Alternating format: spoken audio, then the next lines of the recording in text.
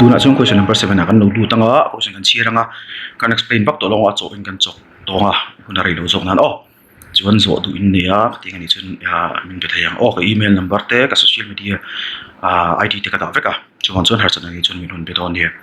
That question number 7 a computer is available for 34,000 cash or 14,260 cash down payment together with 2 equal half yearly installments. If the rate of interest charged under installment plan is 20% per annum,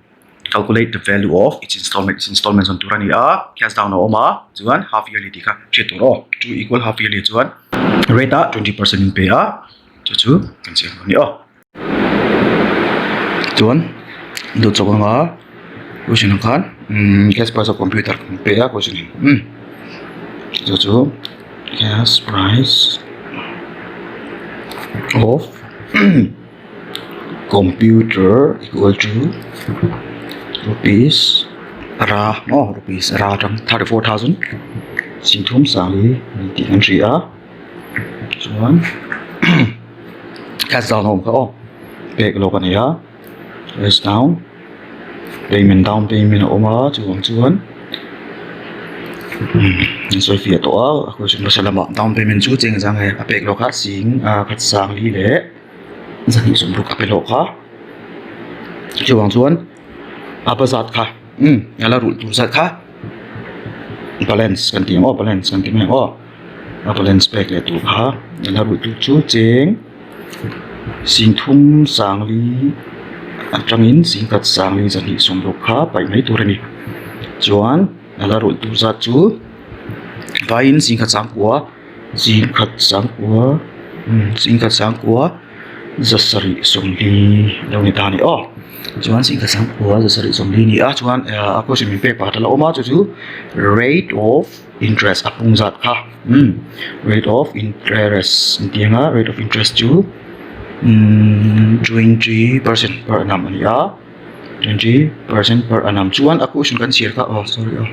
a question kan share half yearly ani ti kan share ka half yearly ani chuan a rate kha per annum half yearly ni chuan rate kha chan ve na thli to ra 2 divide 2 kan ti to 10% half yearly half yearly chuan a hun chu kha two half yearly ni wangin te na kan sima chuan each installment kan sun dona wangin installment chu x ni ro se kan ti doni next action step kha all to lut mani let the value of each installments be rupees x ni ro se antianga installment chu x ni ve se kan ti chuan installment am chun principal thar kan ni dong ding hai chu n p1 and p2 be there and principal ni ro se be there principal respectively kamang lo meng principal x pahin idon wangin ni hora nga chuan respectively kamang lo chuan tuna kan chok nga so antianga formula kan ri formula chu amount is equal to principal kan ni da amount chu installments kan ti do ka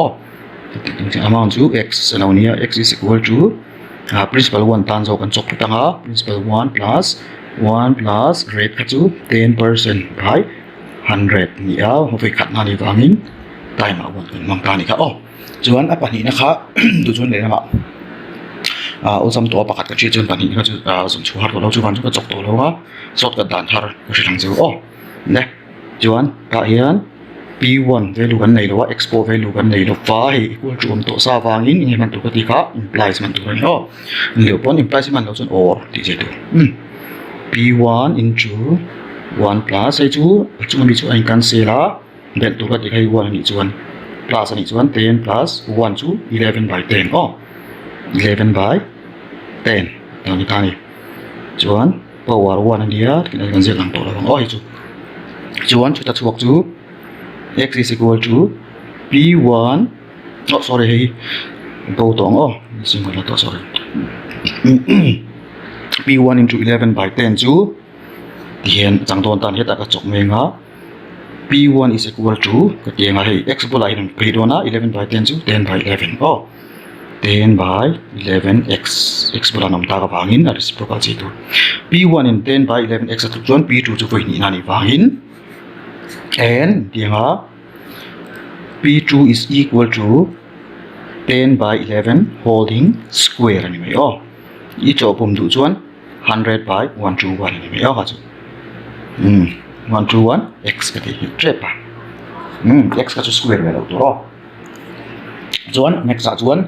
alla rule tu ra ta kha mi hian P1 là P2 bel hier ka tur ani oh chu P1 là P2 bel ka principal thar khani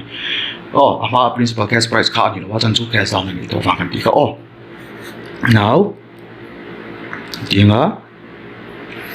balance is equal to P1 plus P2 lo ni ta se balance ka enza kan ni kha sing ka chang ko za sari som ni ka oh chuan kha chu kan re thiam ai ka ring chuan hei hi na direct kang oh ka direct don balance ka hilama ka da don lo ba hilama balance P1 and P2 ta oh P1 chu 10 by 11 kin atlak tho ngai bang khan oi samjok na ka ti ni oh chuan hei hi I du so i mang thei ta ni chaw thiam tham ta khan 100 by 121 mang po hi chaw thei thawa chuan ma kan chaw dan po kan chaw thei thaw ni chuan equal to sing ka chang ko za sari som ni sing ka chang ko za sari som ni lo ni a chuan LCM chu 121 ani a 11 into 11 yeah 11 tens are 110 x plus 121 in 100 lo ni ta a x lo ni ta a chuan 19740 lo ni ta ni chuan x ve ve an ni wangin tram in ang chu bel thea 210 x an ta a 210 x is equal to 121 le nama phe chuan 19740 into 121 lo ni ta ni kha kan ni ta a chuan 210 hi le nama phe ti le nga chuan x hi ma chu kan da thon hi lama hian ka chok me nga len to lo wangin oh chuan chu ta ron chuak chu which is equal to x is equal to kan tianga 19740 into 121 by 210 hey calculation ni chu heta rafa ka chuk sa vek to chuan calculate light zel ka chu insert ti rangai ka ring lo oh chuan x to ku chu hei cho chua chuan y in hei 0 le 0 ti cancel thia bo ti kan hei de oh na thei vek chuan to so kan ni to a thiam oi no mani oh chuan x chu 11374 zing khat sang khat chathum le som sari pali ni installment rule cha chu chuan therefore tianga koi mo tu athu reply oh the value of each installments to x and the x value kan song choka the value of its installments are rupees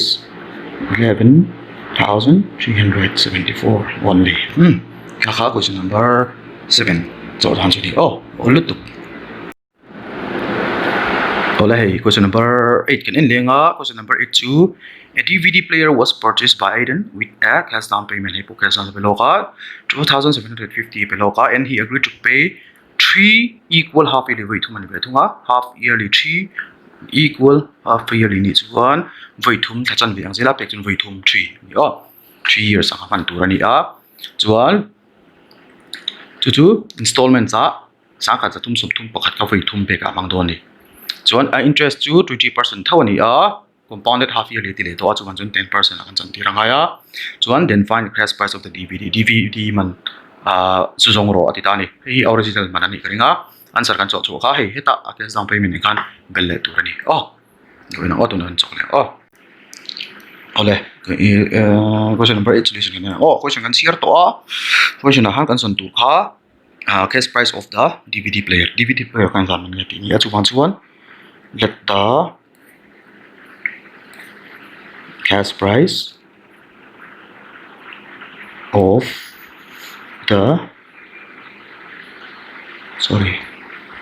the DVD be rupees x cheng x ni ro second tianga chuan I cash down mi kan ti to cash down in jang ke pek lo kha cash down chuan cheng sang ni le zu sari som nga ching sang ni zu sari som nga do pe loka chuan cha chuan a balance kha ala rul le tu za kha hi pe lok to wangin a rul le tu za ta chu balance kan ti nga ala balance chu hei amman tak tak atang pan hi pai tu chu a formula chu x minus 2750 in the middle ni dikhan so a ole ta ni hi cho dan dang ni ta ol sam ha kan song zel do ni cho ol sam piang kha in har chung lo a ol sam wa kan a complicate pa kher lo ni chuan value of each installment ni pele a value of each installments chu installments a chuan voi thum pe ka ma chu cheng sa kan sa thum som thum pakhat ani a chuan interest kha rate of interest chu 20% ani a chu per annum ani wangin a compounded half yearly ni chuan 10% half yearly kan ti me oi chuai half yearly le chuan tu na poi mo tak chu installment pek sa wangin a principal thar tu te kha a balance zon chu na kan hang tu ka p1 le p2 kan ti ngai ta ni chu let kan ti nga sorry let p1 and p2 be the principals for each installment dana principals for each installments te pani kan ni wangin p1 p2 installment voi thumani wangin p1 p2 p3 tingai sorry voi thumani chuan p3 chuan hi p2 tikan kan thati kan thati ang tro chuan voi thum chaw nga ya ma ro chu wan kan chaw chu na jang chu sam tak na si thak thei kan ti to kha so kan ti nga tu na chun installment kha amount na chang do na installment chu kan nei vek to ma sa pera p1 tan 1331 is equal to p1 into 1 plus rate ka 10 by 100 lo ni le mai voi khat na chuan which implies 1331 is equal to p1 kan nei lo kan zon chu tu rania hei chu soi tong kan sing man nak chuan 10 plus 1 chu 11 by 10 ani mai som lu tu ba chuan p1 ama kan da chuan 11 by 10 hi ta kal do na p1 ama kan da chuan 1331 sorry into 10 by 11 nó nên ta men thì khan rất thiêm em p1 bulo so kom chuan reverse mi tur chuan next ai hi in cancel thei ni 11 in 121 ani chuan hi 11 cube ka 1331 ani chu kan bel ve ngai ni chuan 11 in 121 thei ta ni chu p1 value ka p1 is equal to 1210 then multiply chuan 1210 lo ni ta ni chuan n kan tianga p2 kan jong le don ta ni chiang em chu p2 tluk pui chu hey 10 by 11 ka pakhat ron bel de don ti na me 1331 into 10 by 11 into 10 by 11 so khara mai lo ba chu kun hai me chuan hei kan chaw chuan hei le hei chu 121 11 into 11 121 in hei chu 11 chuan 11 into 100 chu 1100 ni mai tan ti khan sam em ma and kan ti lenga p3 chaw le ang p3 chu pathum ni to don ni chuan chana all tu cancel to don ka so effect don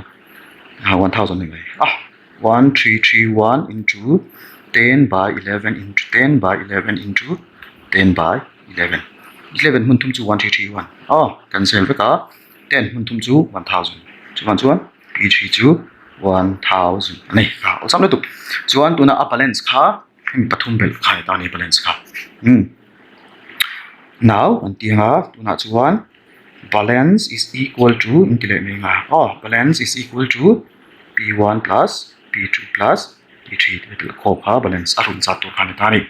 chuan balance formula chu x kan ni to ho kita which implies x minus x atang he pai tu kha as cash down kha mai olu tu 2700 50, which is equal to P1, P2, P3 kan này to P1 là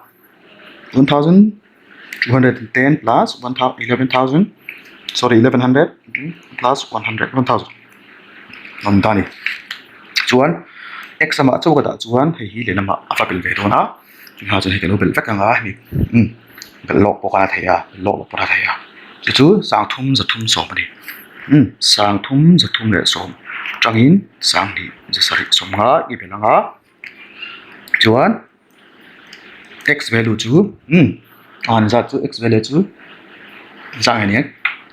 kan bên ngã. 0 là 0 bel 0 here, 5 là 1 bel 6 here, 7 plus 3 10 here, 2 plus 3 5 60 sang rục lệ, sang rục som rục, sang rục lệ som rục này, nó tục cho van chuan x value khác, mình rõ biết này mình dùng số ta, therefore in tiếng á, cash price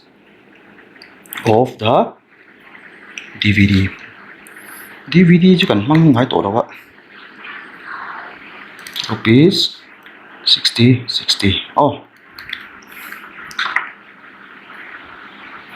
Digital video player ani bạn chuan mang tổ ấy là tôi bạn sang cái tổ có bây giờ cái này CD đủ ăn DVD rồi chưa player này sinh các cái lâu nữa tụi nó tôi cần cái lèo. Question number 9. Lily purchased a flat to in a lua ni chu flat chu so ran chon flat ti chong kami kan throvak lo mi te flat no apartment flat anti patri apartment mun khat ka lua chu housing society chang khan che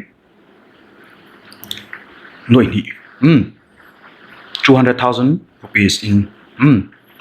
alua ta flatin ti chu chuan cheng sing ruk sang sari zaruk 67,600 ka akia sin pelo ka ni chuan alei ta ni chu alua pon na alei flat ka chuan abak jong kha 3 equal half yearly installments half yearly voi thum ro la mang dona kum chan ve piang in rol dona voi thum ro la mang doni chu chuan interest due 20% thawnia ul sama 100 toni bangin chuan engza man nge engza in nge arul installment zo kha jong tur min tia chuan x kha voi thum kan nei le don tin ani chu chuan aman zat ka to sa ni chin kan chaw dan men kan in chi amara chu azu na dang ve thunga kha chu kan chok thim tho ni wangin kan chok le charang question number 9 solution nang chuan ma sa pera chuan flat man kha kan ji ka cash price of the flat ting ha cash price of the flat to 200,000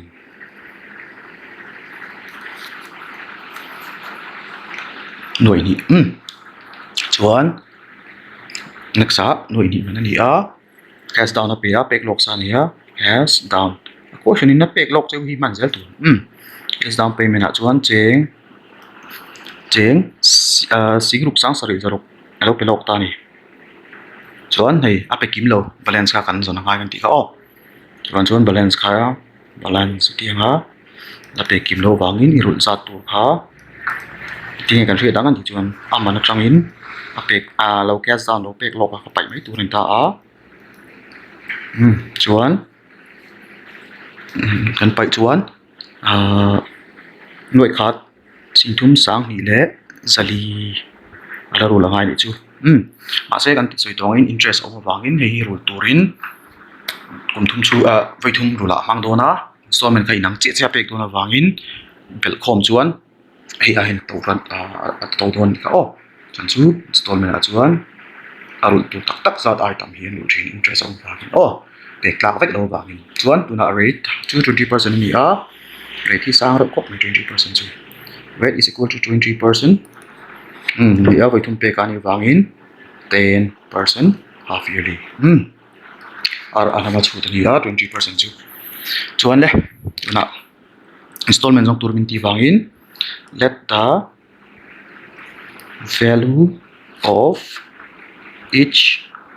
installment be rupees x installment ka x ni ro se kan ti no na voi thu mani nga chuan principal po min pelawa hi po kan sun tu ni wang and there di kan chiang and there principals b p1 p2 and p3 namai p1 sorry plus focus p1 p2 dingin focus apa cek p2 and p3 respectively chu zero le me ang chu x kan i wangin thil sang ani lo wangin ngai kher lo chuan an soi tong khan bakhat kan chuan panin pathum na kha thil zon har sa ani lo kan ti do kha chuan chuan rang theng bera cho kha thaber chuan covid 19 ania i thing hi chu chok don chu lo maro chu da kina khum ta na poi mo thi be rim chim ka poi mo tin thil su chok don lo exam na ta no ko kan zir thina ai dik lo so amount to x kan ti to kha p1 kan chok ma sa nga p1 into 1 plus 10 by 100 achunga 20% kha kan lok chok nem to a chok tu kha di hriat lok mi to ni tu na pe chun on sam to ni man kan chok lok to 10 by 11 chu 11 by 10 by 100 to 11 by 10 chok do na ta ra kang p1 into 11 by 10 ania chuan p1 luk pui chu 10 by 11x ni le ania chuan p2 chle a chok tu sinami yang tho tani ol tu sinami yang kan chok to question number 8 ang chi ka p2 is equal to voi ni don ta 10 by 11 hi voi ni 10 by 11 into 10 by 11 into x in there ya chu zat po kan ria p2 is equal to 100 by 121 x chuan an x and kan tilenga p3 voi thum na p3 is equal to 10 by 11 into 10 by 11 into 10 by 11 ya x chuan which implies p3 is equal to 10 into 10 into 2 1000 to hi chu 1331 x along ita ni chuan balance to be paid kha cheng noi kha chi thum sang ni sali kan ni to ka apathum bel nen hian tlok tur ni kan ti to ka now tianga balance is equal to p1 plus p2 plus p3 is equal to balance pot ni thai thau ba chu nào đấy chuan chuan hei ka ji am sak tu wangin 10 by 11 x plus 100 by 121 x plus 1000 by 1331 is equal to x ka thei noi khat balance kha noi khat sing thum sang ni le zali kan ti to kha nia chuanin heng ho in Thailand tu jong common kala thei ngal ni common kala pon LCM kala thei kha cho dan sa hei LCM la pon cho thei ni ama khan common ni lai ka lo chok to LCM lai kan chok thin ni kan do thiam lo takin 1331 ka LCM ani 11 in hei chu 121 ani 121 into 10 chu 1210x ani ma ya 121 in 11 ani 11 into 100 chu 1100 khani le ma ya chuan 131 chuan avoi khat ani voi khat into 1000 to 1000 chuan ina hi le nama som phinga heng ho ka pelanga ani me chuan he nama thau kan chok lenga pek na ka lo menga chuan which implies in tilenga hei song i bel chuan 121 te 1000 te bel chuan 3310 3310 anyway to sorry 3210 310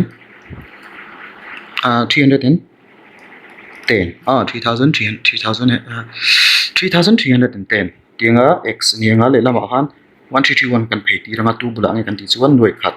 singthum sang hi ze zali bula khan phenga 1331 hey multiply ma in x sama chung kan danga x is equal to 132400 into 1331 cho don to chuan cho turin chen ai ko ma hi da khera ngai lo kan do da kher thina ki ma zo ke sorry 310 lo ni kan sel thei ni oi chu yi lungai lo tun kan sel thei lo a chok don lo chuan hei jong jong kan cho chuan a vai ron chok chu cheng singa sang thum zani somli singa sang thum zani somli chuan x value kan song chu hei po hi x value ka song chu kania rupees ka da ngai kher lawa dian da la x value chu enge ni kan tre to kha kan tre soi huna chu I unit kan dang therefore value of each installments equal to cheng jang e kha singa sangthum zani le somli vaithum vaithum hi vai khata a singa sangthum zani somli apenga vai ni na singa sangthum zani somli tho chiting zalin vaithum apenga chuan aning ro so don thi na le chu ha jong kha ni a ina chun som le jela ka video te binau clear sa ka wangin ka lo me khongai tangin subscribe the hin lo la tin tlom nga ya like comment le share te min lo pek sak turin kangin che ang tha le